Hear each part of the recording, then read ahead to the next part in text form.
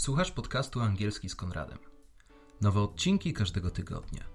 Jeśli chcesz popracować nad płynnością, nabrać odwagi do konwersacji, skorygować często popełnione błędy bądź poznać skuteczne metody nauki, ta audycja jest dla Ciebie.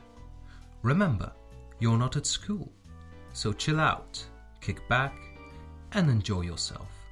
Let's begin.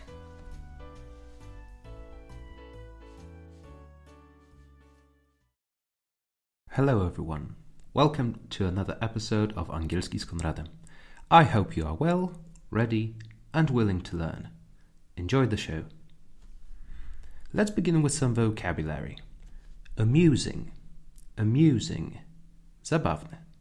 Amuse, amuse, dostarczać rozrywki. Amusement, amusement, rozrywka. Invade, invade, najeżdżać. Invasion, invasion, inwazja. Ferocious, ferocious, niebezpieczny, przerażający. Outer space, outer space, przestrzeń kosmiczna. Regular lessons of English at school have always bored me. It was always the same. Grammar drills, speaking exercises limited to scenarios such as ask for directions, buy some shoes. As such, I was always looking for ways to make learning more amusing. So, I was inventing unusual situations for the usual scenarios. As an alien, I was asking for directions to planet Mars, or as a customer in a shoe store, I was arguing with a store clerk that he or she should find plastic doll-sized shoes for my action man. Apart from making learning less boring, amusing yourself helps you memorize material more easily since it involves you in a creative process, making you more engaged and motivated.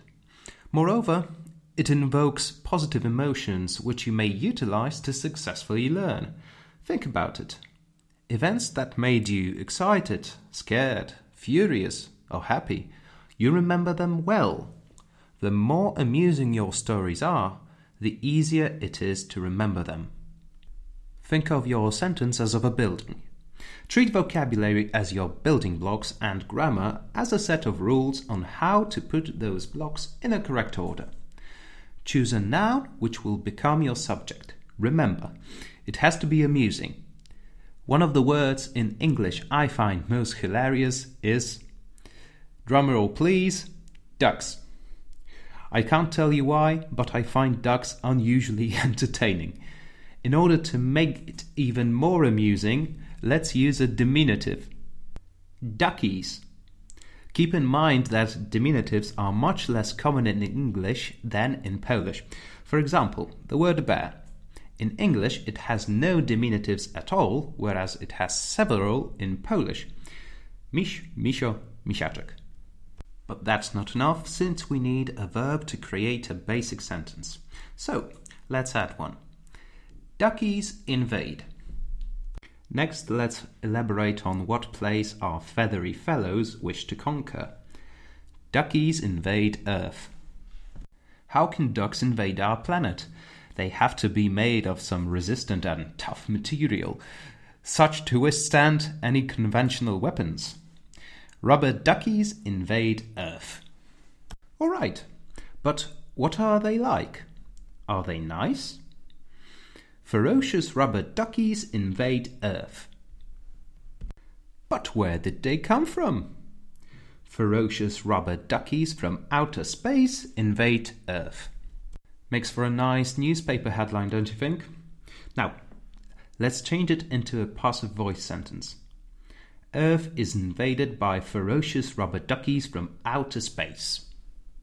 Now, let's imagine someone is looking through the window only to see millions of rubber duckies landing on his porch. Let's use progressive aspect and leave present tense. Mr. President, ferocious rubber duckies from outer space are invading Earth as we speak. Just look outside the window. Mr. President will get the message, but it won't sound very professional. Here's how present continuous sentence in passive should sound like.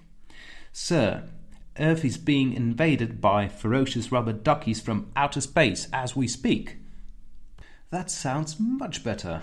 That makes the president more confident and relaxed, since he's dealing with professionals.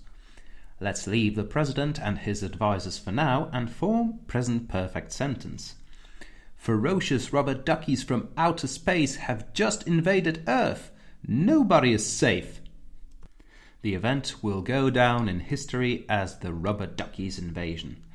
Historians will, of course, describe the event in great detail in our history books using past tense.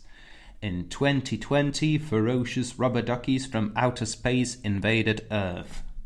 Sometimes, though, it's important to record the accounts of simple men and women who had led ordinary lives before ducks invaded. This looks like a job for past perfect tense. Before the ferocious rubber ducks from outer space invaded Earth, I had kept a small bathing toys shop.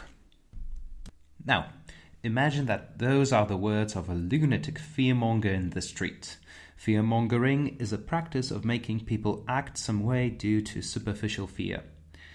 Mark my words, the ferocious rubber ducks from outer space will invade Earth. Now, we're back at the office on our coffee break. Let's tell someone what happened earlier. In other words, let's report what happened. The toothless gentleman on the street told me that the ferocious rubber duckies from outer space would invade Earth. But, alas, it turns out he was right and the government covered it all up. The invasion is inevitable and out of our hands. It's going to happen. Sir, according to our calculations, the ferocious rubber duckies from outer space are going to invade Earth next Tuesday. It's obvious we have to do something. What's going to happen if we don't? Let's form a conditional sentence. If we don't stop the invasion of ferocious rubber duckies from outer space, people will quack in panic. There is hope for Earth, provided that we stop the invasion of ferocious rubber duckies. A bright future awaits humanity if we meet conditions above. But what if we don't? Unless we stop the ferocious rubber duckies from outer space from invading Earth, there is no hope for our planet. These sentences convey more or less the same message. The difference is that one tells us what will happen if we fulfill conditions, the other what will happen if we don't. Now, the second conditional. It's important to remember that second conditional sentence relates to the present, so it describes an unlikely situation that may well still change. If I knew that the invasion of ferocious rubber duckies from outer space on Earth was inevitable, I would build a ducky-resistant shelter. So I didn't know about the invasion, so I have nowhere to hide. Now, third conditional. If I had known about the invasion of ferocious rubber duckies from outer space, I would have sold my stocks. That means the stock market was destroyed or stopped functioning due to rubber duckies' invasion. As such, nobody had any stocks to sell, and it's impossible to change. I think that's enough duckies for today. It's important not to abuse something amusing. If we do, it becomes common and ceases to function as a source of amusement. What's the result? In a few minutes, we got familiar with sentence structure, order of words. We got a little bit more familiar with basic grammar tenses. We switched active voice to passive and reported what somebody else had said. That's a lot, believe me. If you don't feel confident enough yet, make a simple switch. Replace the words I used with your own. Experiment. Perhaps you will amuse yourself more than I did myself. And I had a blast. Which brings us to the question. Vocabulary or grammar? What's more important to learn? We'll discuss it next time. Thank you for listening. In case you had forgotten, here's the revision of vocabulary for this episode with some example sentences. You will hear each sentence twice. Amusing. Amusing. Zabawne. I find Patrick's jokes quite amusing. I find Patrick's jokes quite amusing.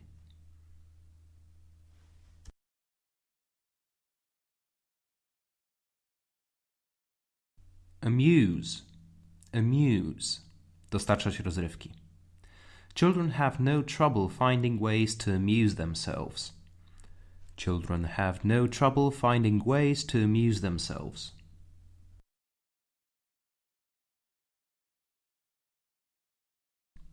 Amusement.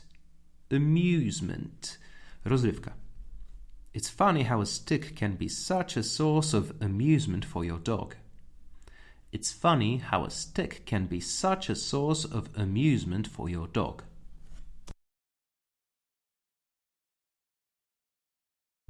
Invade. Invade. Najeżdżać.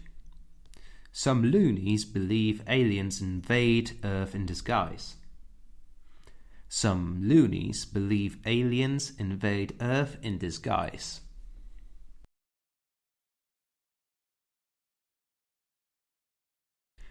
Invasion. Invasion. Inwazja.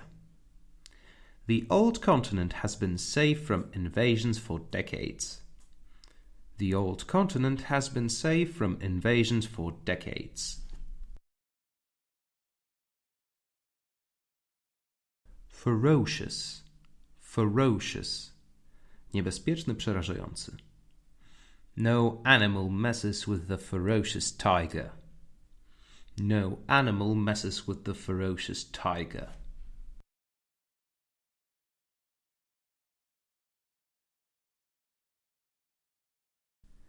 Outer space.